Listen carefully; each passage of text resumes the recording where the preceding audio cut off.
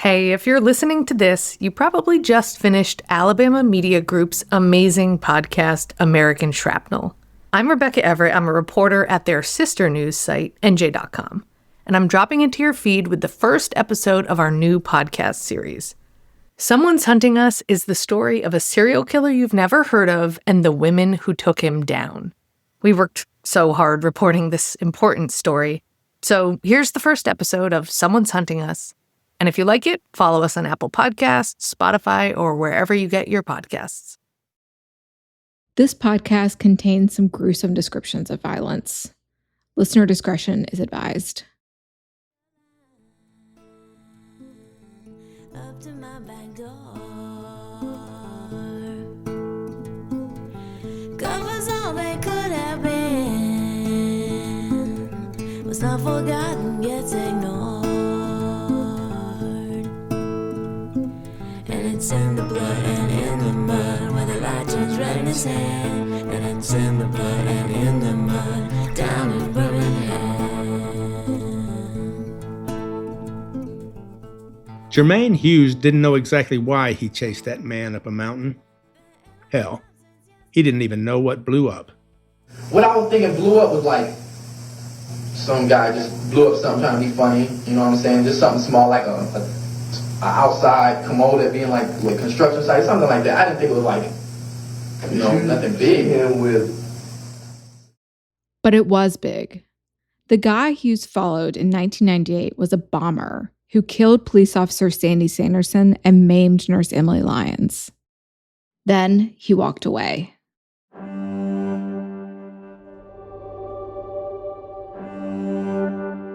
It's remarkable how this college kid followed his gut, which told him to follow that man.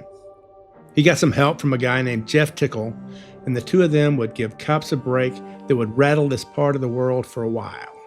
A tag number on a gray truck with North Carolina plates. Plates registered to a 32-year-old Army dropout, one Eric Robert Rudolph.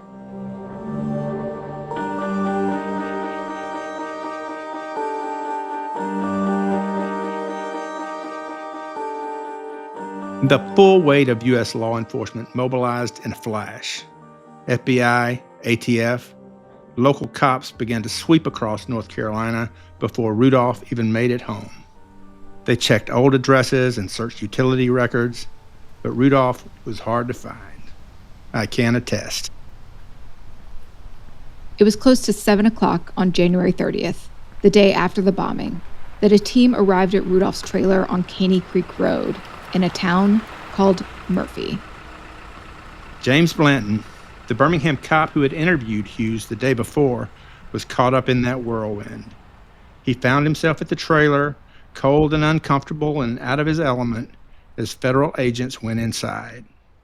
And I remember when the feds were sending a robot in through the front door. And I remember they took off running. And then I just took off running. The guy who was with me, he said, "Why are we running?" I said, "Dude, I don't need a run committee.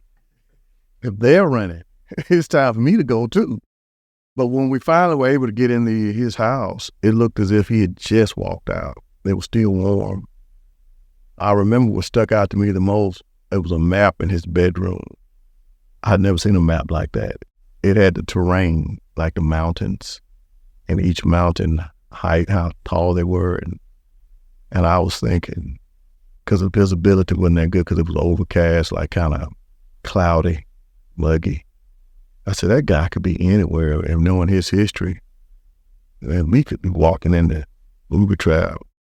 They found oatmeal on the stove, drawers pulled open, and clothes scattered across the floor, including outfits like those Hughes saw on the man he followed.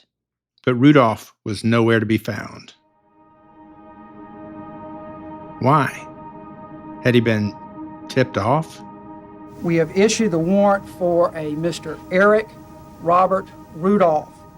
The U.S. Attorney in Birmingham at the time, Doug Jones, later a U.S. Senator, held a press conference to announce him as a person of interest in the Birmingham bombing. That would turn into something controversial. Jones held a press conference about 5 p.m. on Friday, the day after the bombing, just as federal agents were planning their approach. Here's Jones. we had a press conference. And as fate would have it, it was within about 2 or 3 hours, maybe less, of that press conference that the North Carolina officials were able to, and FBI were able to find where he was actually living. If we had waited just a little bit later, we'd have probably captured it. But we scheduled it, we did it, we went public, it was publicized everywhere, especially here and in North Carolina, and he took off. Mike Wisenant was then an assistant U.S. attorney in North Alabama. They called him Wiz. He drafted the warrant and went with Jones to get it signed by a judge. Wiz handled the case from beginning to end. He believes he knows where Rudolph was when the presser went live. Later, we would learn that Rudolph had been at the Burger King at the time of the press conference. And he immediately left the Burger King and went to the Buy Low grocery store right there by it.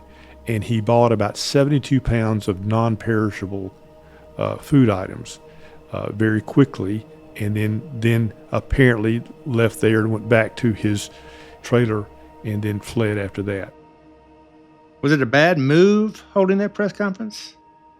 This is David Namias, then the U.S. Attorney in Atlanta, later Chief Justice of the Georgia Supreme Court. I mean, it's hard to tell exactly, maybe he would have heard him coming and gotten away, but it was close enough that, there was still hot food.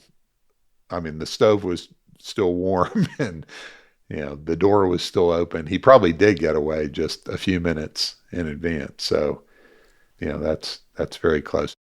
At Rudolph's home and his rented storage facility, cops found extremist literature with titles like Imperium, Besieged Patriot, The South Was Right, and All-American Monster. They found the unauthorized biography of Oklahoma City bomber Timothy McVeigh. It was reported that they also found books about turning the tables on surveillance, on methods of disguise, and a book called How to Build Bombs of Mass Destruction. He also had the Iliad, and, of course, Jeff Foxworthy's You Might Be a Redneck If. Feds found a Bible with so many notes it read like a diary. Rudolph had starred and underlined his copy in sometimes disturbing ways.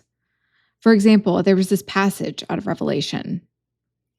And there fell upon man a great hailstorm out of heaven, every stone about the weight of a talent. And men blasphemed God because of the plague of the hail, for the plague thereof was exceedingly great. Next to that passage about hailstorms, Rudolph wrote, bombs. They also found videotape of a newscast with a story about the anniversary of Atlanta's Centennial Park bombing.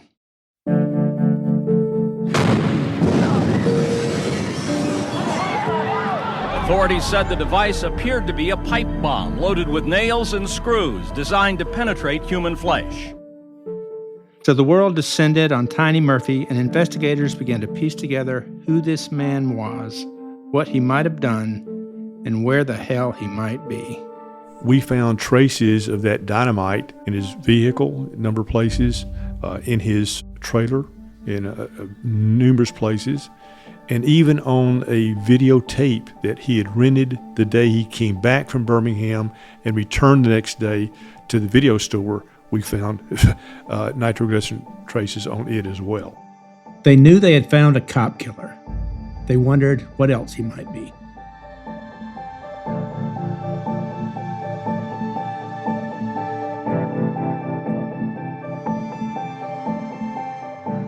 I'm Becca Andrews.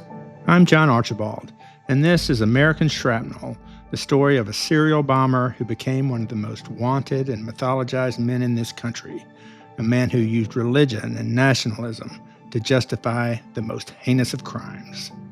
It's a story of homegrown anger that would become a threat to the United States. To democracy itself. Not just in 1998, but today. In the 90s and early 2000s, Rudolph's rhetoric was pretty widely condemned as extreme, believe it or not. Now we regularly hear it in courthouses and state houses and the U.S. Capitol and the White House. But hold that thought. Our producer, John Hammontree, calls this a podcast 25 years in the making. Archibald, you were working the story as it happened. What do you remember? Wow. I was working at the Birmingham News on the morning of the bombing. And when that thing blew up, everybody was working on it for the next few months. It was all hands on deck. So when Blanton's bolo went out that morning, you heard it and you took off for North Carolina? Somebody heard it. In my memory, it was Carol, our cop reporter. She certainly got sources to identify the owner of the car. And our city editor, Randy Henderson, said, "Go, go, go." And I went with a pager and a paper map book and Matchbox 20 playing on a CD.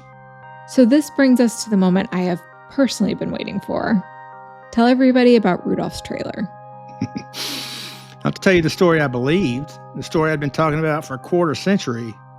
I got to Rudolph's house before the FBI. I stood there on the porch and banged on his door, and he didn't come out. My wife thanked God for that for 25 years. But that's not what happened, is it? No, it's not. When we started working on this podcast and got access to the reams of evidence, we saw photos of the search, the trailer inside and the trailer out, scattered clothes and all of it. All I could think of was... Say it.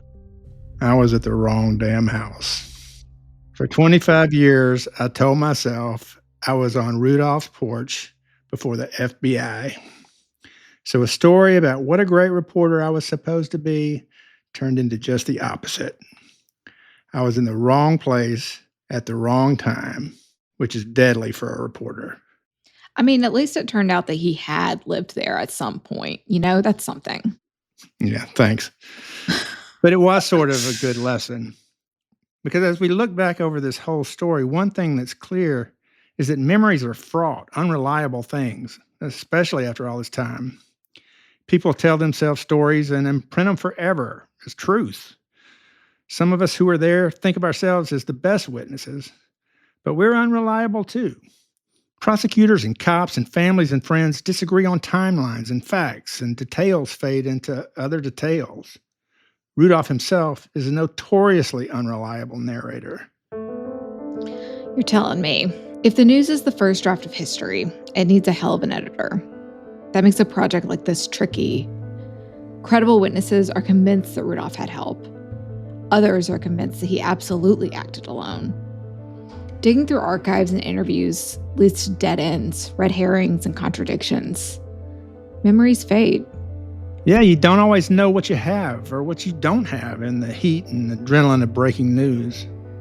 It's fortunate we have court records, witness testimony from the time, and investigative files from the 90s to rely on. And we should put that investigation into some perspective. Because when the cops began to swarm into North Carolina, this would become the largest manhunt in United States history at the time. Here's how Peggy Sanford, then a reporter at the Birmingham News, remembers it. And Murphy was this tiny little mountain retreat town. You know, I remember the drive up there was always so beautiful. You know, that whole mountain in Murphy was covered with cops. You know, it was state cops and federal cops and local cops and FBI, ATF. We're currently using every means available, including air support, electronic, canine, and sophisticated evidence recovery techniques to assist us in this 24-hour-a-day search. Instagram teen accounts have automatic protections for what teens see and who can contact them, plus time management tools. And Instagram will continue adding built-in safety features to help create age-appropriate experiences. Learn more about teen accounts and Instagram's ongoing work to protect teens online at instagram.com/teenaccounts.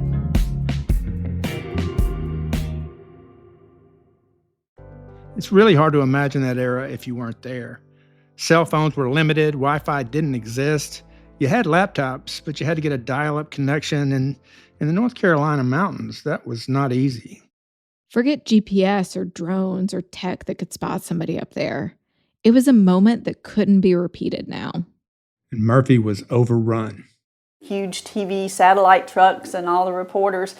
You've also got this huge law enforcement presence, you know, and they've set up this fenced compound, and they're up there with their dogs, and they're just spread out all over the place. And Cops were everywhere, finding what videos Rudolph liked to watch, where he ate, where he had lived, what he had written, who he had dated, how he made a living. Jeff Postel grew up nearby. I use the word circus very loosely, but it was a circus. It was, I'd never seen the amount of news, law enforcement, and just people in general coming in to the area, wanting to have some part of it. It was definitely something that you saw out of a script from a movie. I mean, they had tents. They called it was a tent city, where agents were staying. You know, it was massive. I mean, they had brought in, the full comm, everything they needed for communications. I really don't know how they coordinated it all as quickly as they did. That's Carol Robinson, the cop reporter I mentioned earlier. The feds commandeered an old armory to use as a command center. They believed Rudolph was headed for the woods, where they suspected he was comfortable. They believed he was squirreling away supplies in the forests. And though agents flooded paths and passages in the dense Appalachian Mountains, they were strangers in that strange land. Here's David Namias again. One idea of how hard it is to find people if you've been up there or in any rhododendron forest. I can't remember when during the period, but an FBI agent's dad was flying down to visit him in a single-engine Cessna or single-engine plane, and the plane crashed and into the woods not far from Murphy. And, they knew a general area where a plane had crashed and did all kinds of searching for it and were unable to find it. Mike Wisenant, the Birmingham prosecutor, remembers the enormity of it. When he fled, we felt like had fled into the Nantahala National Forest, which he was very familiar with. And it's hard to imagine that in this day and age that somebody could disappear in the United States like that and not be found. But when I got up there, the agent that was the lead FBI agent said, "Come with me," and he took me back out into the forest, and we went up on a mountain up there, and he said, "Okay, look as far as you can see." I could count 7 mountain ridge lines, and there was no sign of humankind anywhere. He said, "There's 500,000 acres here. We have to search all of it." Anybody who knew that area and knew how basically to do survival stuff could stay hidden for that long, because despite all of the law enforcement they had crawling all over there and, helicopters and all that, I mean, a helicopter couldn't see anything through that growth. And so he was able to work that and stay hidden for all those years. Paul Wolf teaches wilderness survival in those mountains and has studied the places he thinks Rudolph hid and lived. He talks here about how Rudolph chose his campsites with cover and access to water and with lines of drift, as Rudolph called them. When you stand on top of Turkiln Ridge and look down and walk, it naturally sheds you away from those rocky ridges, because you're not going to try to make your life more difficult because of the extreme territory. So anybody who would be up there would be able to wouldn't just naturally drift upon them. They would drift to the left or right of them. The search was grueling and took its toll on everybody. Agents spent days on edge, tromping through brush so thick, even in winter you couldn't see 10 feet off the path. Snow still stood in higher elevations. Townspeople, not all but some, began to tire of the attention. Some folks began to sell mugs and T-shirts that said "Run, Rudolph, Run." Here's Carol Robinson again. Rudolph had such a contingent of supporters. He was in an area that he knew. He was back home. And he was in a territory where a lot of people didn't trust the government. These were his people. So, it was stuff that like folklore is made of. The setting could not have been more perfect for this kind of story. You're in the mountains, where his people were like, "Run, Rudolph, run." I just remember one of the things that struck me when I first got up there, they had these huge billboards, the anti-abortion billboards, and of course they were very graphic. They had like the picture of the fetus and full-size billboards. So I mean, you kind of got a tenor of the climate up there. I mean, I do kind of feel sorry for those people in Murphy because can you imagine? I mean, after the first 6 months, they're just sick to hell of it.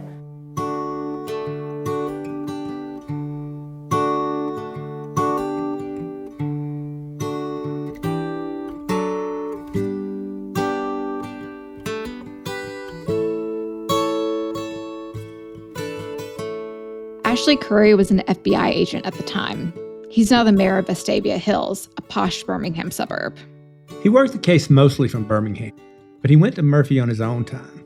And we go in this little restaurant, nothing fancy by any stretch. But when we go to pay at the register, there was one of the wanted posters. And I just looked up at the poster and I told the cashier, I said, "Man, you'd think for $100,000, he was up here, somebody'd turn him in." And the guy just looked at me with that same kind of stare. I bet it was like, well, a lot of us up here don't think what he did was wrong. And that was the end of that discussion. It was becoming downright hostile to Birmingham police officer James Blanton and his partner. It seemed like some people in Murphy preferred the myth of Eric Rudolph to the reality of two black Birmingham cops looking for him. Blanton said locals tried to stare him down at a cafe to show them they weren't welcome. One guy stared too long. I felt like the community really backed this young man, because I remember one day I got tired of him just staring at me, and I went off. The guy was standing, I guess trying to intimidate me at the ZZ Top beer with the rubber bands. And I remember just losing it. And I was pissed because I'm tired of him trying to intimidate me. And I just let him know, there's nothing between you and I but an opportunity. If you feel like it, go for what you know. I wasn't going to back down. But he did nothing. He just sat there. My partner was like, "Man, you didn't have to do that." I'm like, well, that's just my nature. He did regret it, though. They ate the rest of their meals at Subway. It was like, we can't let them cook us nothing now because we don't know who's in whose back pocket. But yeah, the Subway got old. I did that. And it wasn't always just dirty looks. The part that really disturbed me the most was one night we were in our rooms and all the power went out. When I tried to pick up the phone to call the guy who rode up there with me, I couldn't get out. And I'm thinking, okay, all I got is this SIG P228. One, I didn't even have an extra clip. I just piled everything up against the door and window. I said, well, if anything happens, they're going to know who got me, because I'm going to get as much lead down range as possible. And there was good reason to be wary. People did not want cops poking around. Here's David Namias. Some ATF agents, as I recall, from another city, they bring in these groups, were tromping around. They ran across a marijuana patch, and they tore up all the marijuana and destroyed it, and I think left a card. Well, a short time thereafter, somebody fired a couple shots from a high-powered rifle into the command post and almost actually hit somebody. And so then there was an investigation to try to figure out who'd done that. And they actually, as I recall, had an unrelated drug case and got a snitch who told them about the group of marijuana growers who had gotten mad, and so they'd fired some shots, really not trying to, I don't think, kill anyone, but just express their unhappiness.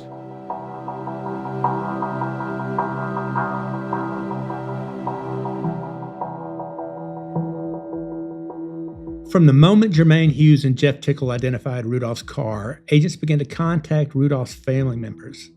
They talked to teachers, ex-girlfriends, and army mates. But they weren't just asking about the Birmingham bombing. We know now, from the questions they asked, that from day one they suspected Rudolph was also the Atlanta bomber. They wanted to prove he was the blob man. Agents interviewed Rudolph's sister Mara the day after the Birmingham explosion. They didn't just ask her about his abortion views, they asked how he felt about gay people. They asked his brother Jamie, who is gay, the same question.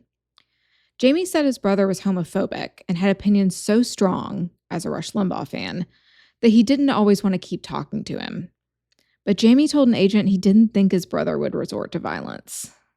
Agents questioned their brother Joel even before Eric's trailer was searched. Joel acknowledged hearing Eric use the word sodomites often. That's a term that struck a chord with investigators. It had been used in so-called Army of God letters mailed to take credit for earlier bombings. After the Sandy Springs bomb, we got the first, Army of God letter, which we spent a ton of time trying to figure out that there was a group called the Army of God. It wasn't really organized, but had to look a lot at, other people who'd been involved in abortion clinic violence. But his code on those letters was 4/19/93. It's the date of the Waco fire. And that was consistent with the idea that, he was kind of anti-government, particularly anti-federal law enforcement. We'll get into this more later in the series. But on the day agents first talked to Rudolph's siblings, they couldn't know that another Army of God letter was making its way through the mail. This one took credit for the Birmingham bomb. Evidence was piling up. So within weeks, they dropped the material witness pretense and named Rudolph a suspect in the murder of Sandy Sanderson. Pretty soon, the Justice Department merged all three investigations, Sand Bomb, Scent Bomb, and Twin Bomb, as they were called, as the Southeast Bomb Task Force. That's Sand Bomb for Sanderson, Scent Bomb for Centennial Park, and Twin Bomb for the other two Atlanta bombings. It was actually like Scent Bomb, CENTBOM, no B. Yeah, Twin Bomb, also no B. That's because the FBI's naming system for cases at that point only could accommodate 7 characters. And so the early bombings have no B. That inspires a lot of confidence, I know. Hey, it was the 90s.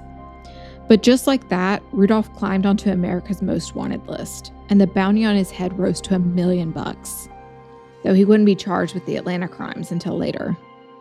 The feds had a lot more questions. They asked about a military backpack, an Alice pack they called it, an acronym for all-purpose, lightweight, individual carrying equipment, like the one used to hold the pipe bomb in Olympic Park. Joel told them yes, Eric had one of those. A few days later, a soldier confirmed that Rudolph's unit had been taught to use a dowel, like a broomstick, to stabilize their Alice packs. It was an important clue.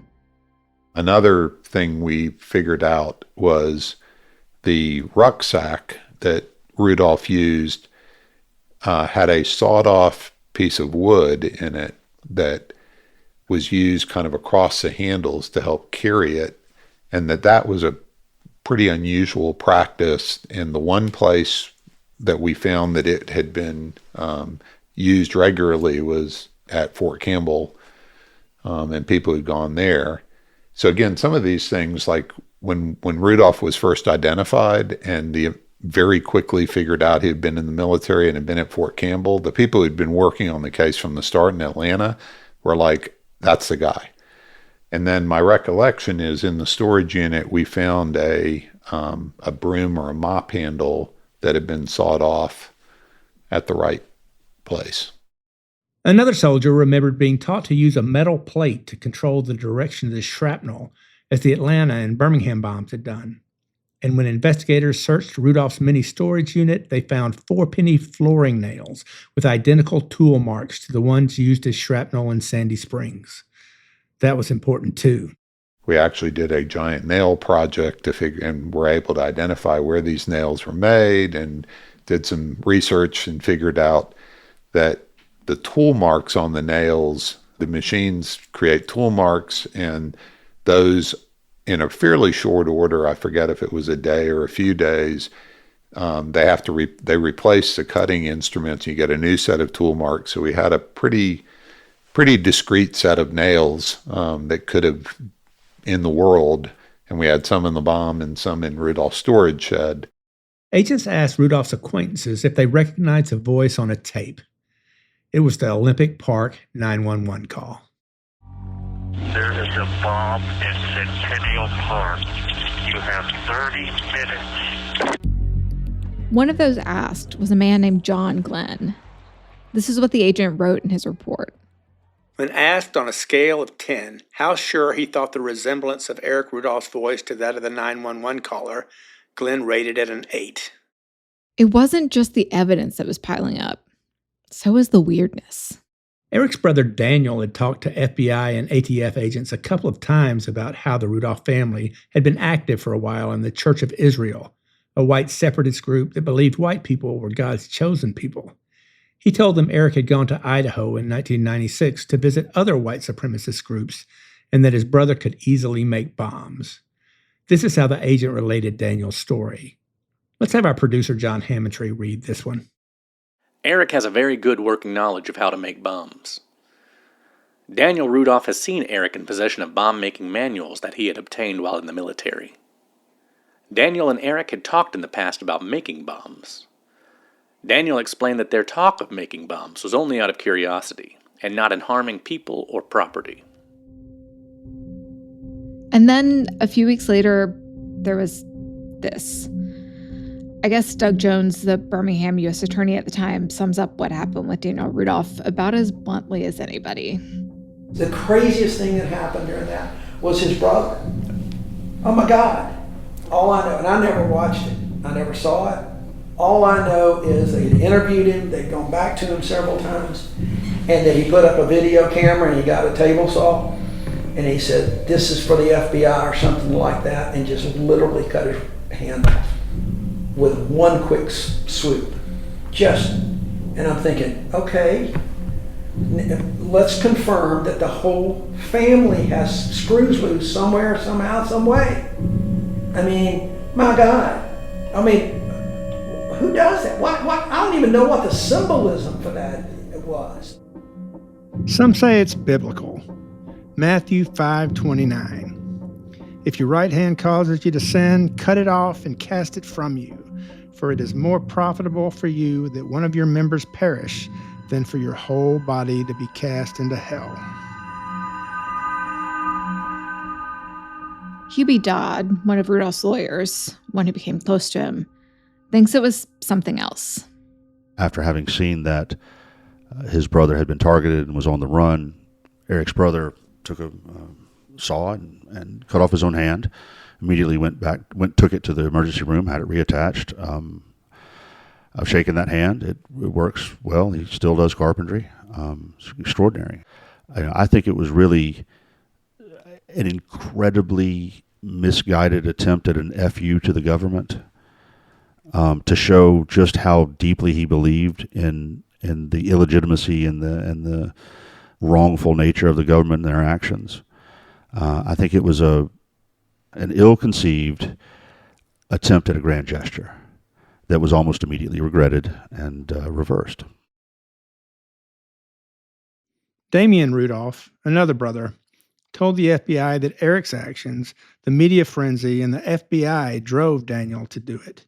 He was angry, Damian said, that the FBI tried to contact Daniel twice at his job, that agents and media were following him. Things were getting surreal. A Vietnam vet named Bo Greitz brought a ragtag militia from around the country to the North Carolina mountains and claimed he could find Rudolph and bring him in from the cold. I think he's very troubled emotionally and spiritually and physically. And I think maybe his tanks are just about dry and it's time for him to come in and get refueled. We're here for him. Greitz was a guy who was once asked to be presidential running mate to Klansman David Duke. He was a darling of the militia movement and a popular speaker and radio host. Rudolph had even seen him speak when he was a teenager. If you believe his hype, and I don't think I do, he was the inspiration for Rambo. Greitz had acted as an unofficial mediator during federal sieges at Ruby Ridge, Idaho, and with Montana Freeman. And Greitz thought he and Rudolph spoke the same language. But it didn't work, and he went home.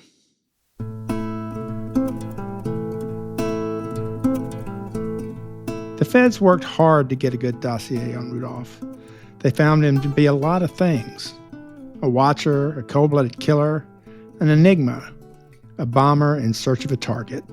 A misogynist bomber who looked for female targets. He had targeted women, written screeds against the women's rights movements, and called women natural dependents of men. Rudolph was a chameleon. It was hard to get a clear picture of him. He was a dope dealer, at times a Nazi sympathizer, a Bible thumper who could use the Word of God to rationalize just about anything. He was gone, in the wind, as the world tried to figure out just who the hell is Eric Robert Rudolph really? Join us on the next episode of American Shrapnel to find out.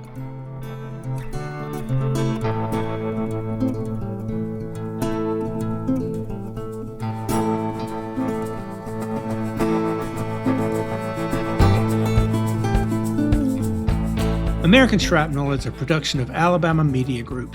It was written and hosted by me, John Archibald. And me, Becca Andrews. Our co-creator and executive producer and voice actor for this episode is John Hammontree. This episode was engineered by Chris Hoff. Our field producer is Sarah Whites-Koditscheck, and our social media producer is Caroline Vincent. And our logo and cover art were designed by Jack Browning. Challen Stevens is our editor-in-chief. Consulting producers Dan Carson and Ashley Rimkus provided valuable feedback. The song you're hearing right now is Birmingham by Beth Thornley and Rob Cairns. This episode also featured Beth and Rob's song, Surrender. Special thanks to James Blanton, Doug Jones, Mike Wisnant, David Namias, Peggy Sanford, Carol Robinson, Jeff Postel, Paul Wolf, Ashley Curry, and Hubie Dodd. Thanks also to Catherine Oseas Champion and the Birmingham Public Library.